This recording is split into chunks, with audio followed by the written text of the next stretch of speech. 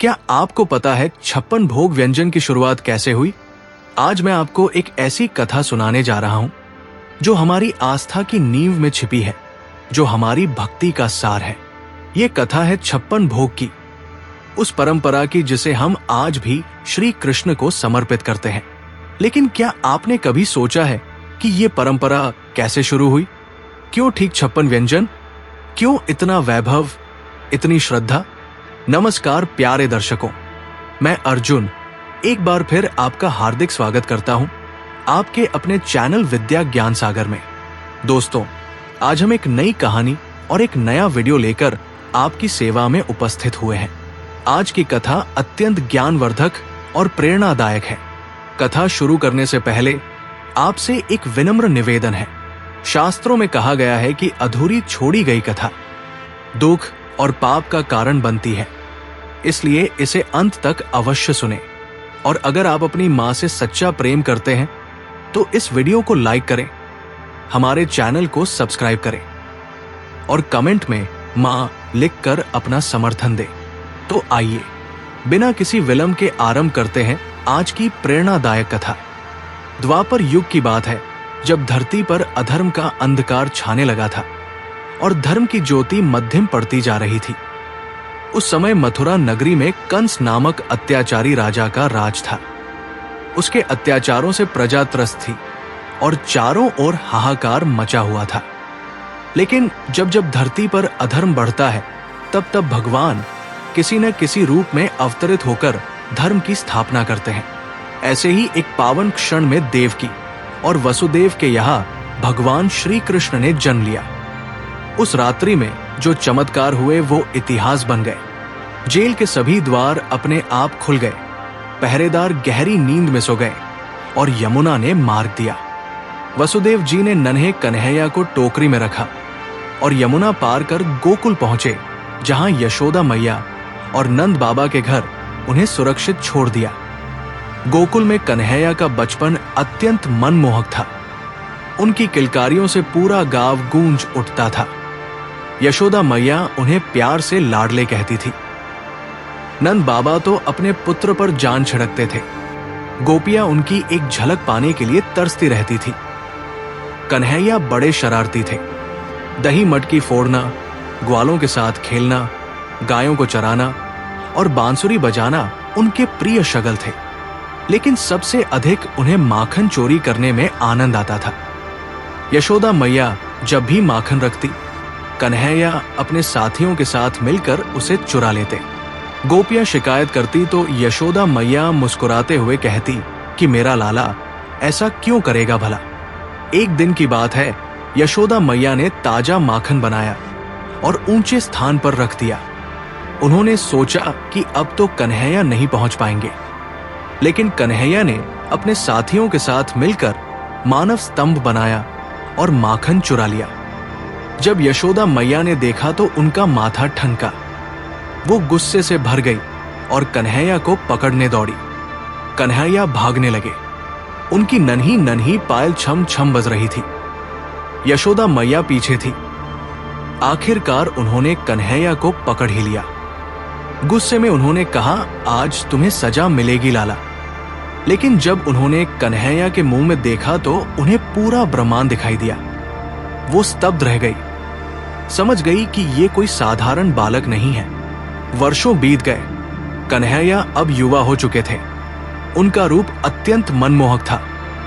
बांसुरी की धुन सुनकर गोपियां मंत्रमुग्ध हो जाती थी। लेकिन केवल रूप ही नहीं, उनमें अपार शक्ति भी थी। उन्होंने पूतना, बकासुर, कालिया नाग जैसे अनेक राक्षसों का वध किया था। उन दिनों ब्रज में एक परंपरा थी। हर वर्ष इंद्रदेव की पूजा की जाती थी। माना जाता था कि इंद्रदेव ही वर्षा करते हैं और उनकी कृपा से ही खेती होती है। इसलिए पूरा ब्रज इंद्रदेव के लिए भव्य यज्ञ का आयोजन करता था। बड़े बड़े भंडारे होते थे। 56 प्रकार के भोग बनाए जाते थे और इंद्रदेव को अर्पित किए जाते थे। एक दिन कन्हैया ने नंद बाबा से पूछा, बाबा ये इंद्र पूजा क्यों होती है? नंद बाबा ने कहा, लाला इंद्रदेव हमें वर्षा देते हैं, इसलिए हम उनकी पूजा करते हैं। कन्हैया मुस्कुराए और बोले, बाबा ये तो इंद्र का कर्तव्य है।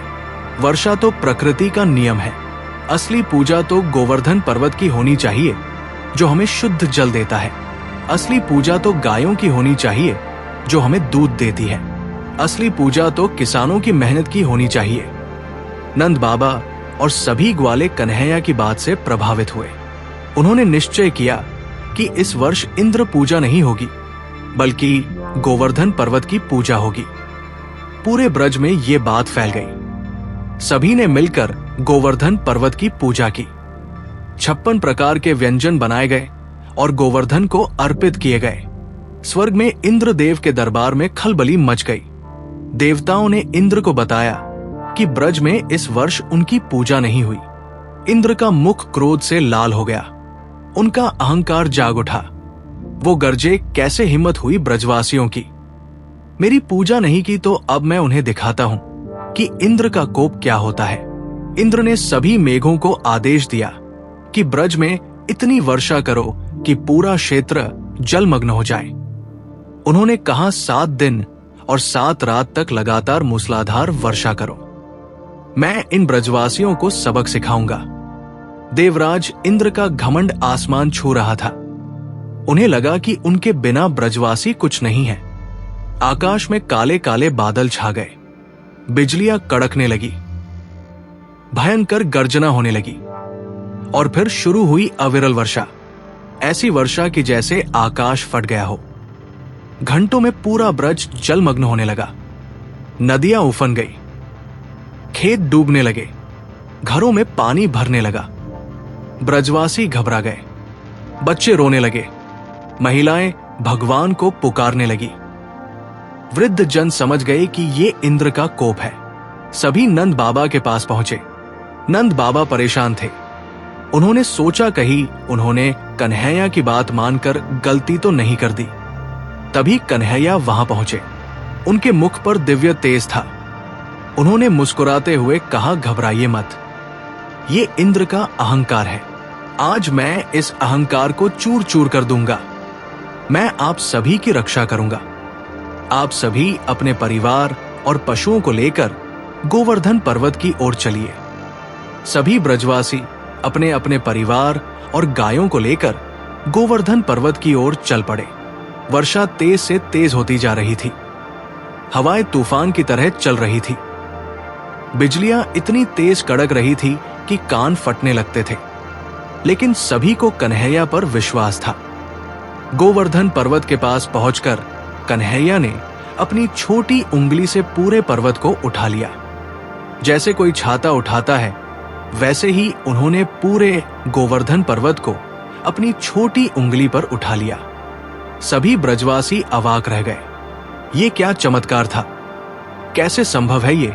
लेकिन सामने उनकी आंखों के सामने ये घटित हो रहा था।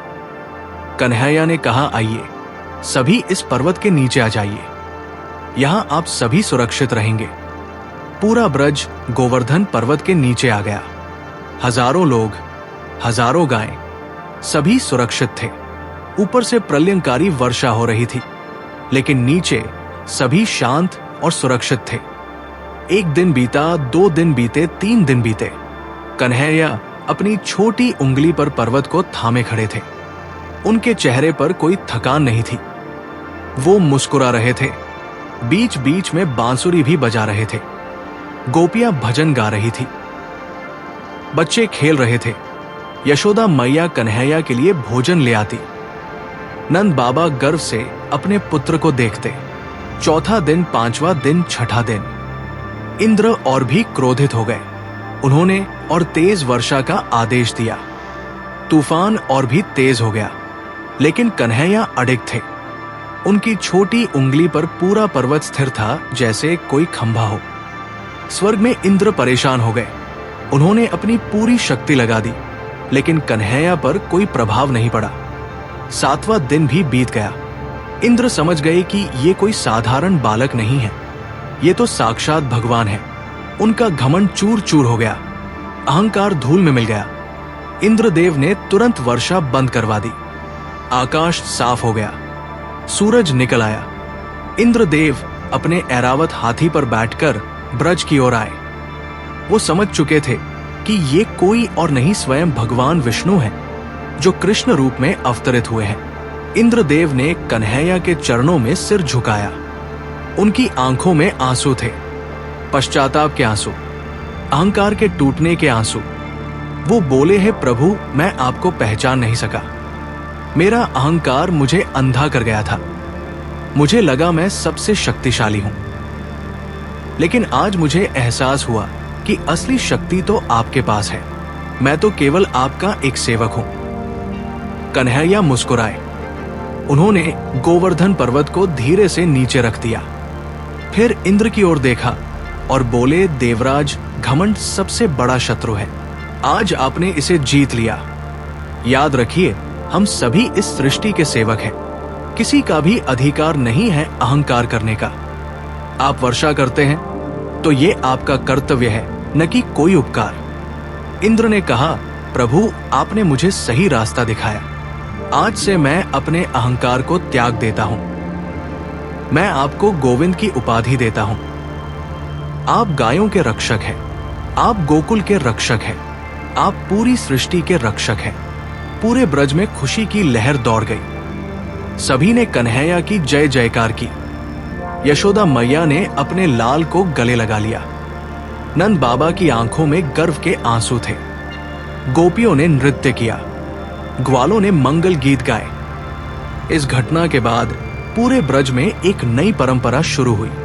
यशोदा मैया ने कहा कि हमारे कन्हैया ने 7 दिन और 7 रात तक बिना कुछ खाए पिए गोवर्धन पर्वत को धारण किया। अब हमें उनके लिए विशेष भोजन बनाना चाहिए। हमें ऐसा भोग बनाना चाहिए जिसमें हर प्रकार का व्यंजन हो। सभी ग्वालें एकत्र हुई। उन्होंने विचार विमर्श किया।